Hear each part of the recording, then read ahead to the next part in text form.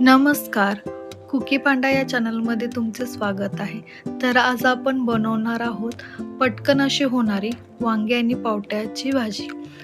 तर त्यासाठी मी इथे कढई गरम करून घेतलेली आहे आणि त्याच्यामध्ये 2 चमचे तेल टाकलेले आहे. तेल गरम झाले की त्याच्यामध्ये बारीक चिरलेला कांदा टाकायचा आहे. कांदा थोडा परतला की त्याच्यामध्ये बारीक चिरलेला टोमॅटो टाकायचा आहे.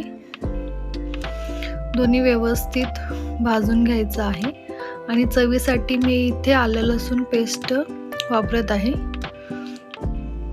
त्याने टेस्ट खूप छान लागते भाजीची.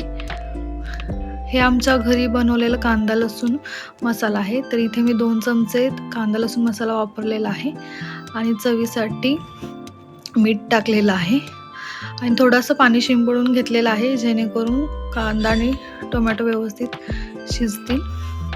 आणि मी पावटा तर आधीच कुकरमध्ये शिजवून घेतला होता 1 शिट्टी देऊन आणि वांग्याचे बारीक बारीक काप करून हे आता आपल्याला शिजायला ठेवायचं आहे. साधारण 10 मिनिटासाठी झाकण लावून शिजायला ठेवायचं आहे. इथे मी जास्त पाण्याचा वापर केला नाही.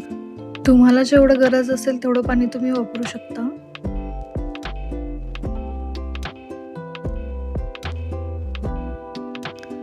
तर इथे आपली भाजी तयार आहे. तुम्ही पण घरी नक्की ट्राय करा आणि कमेंटमध्ये मला सांगा की कशी झाली होती. व्हिडिओ आवडला असेल तर चॅनलला लाईक, शेअर आणि सबस्क्राईब जरूर करा. थँक्यू.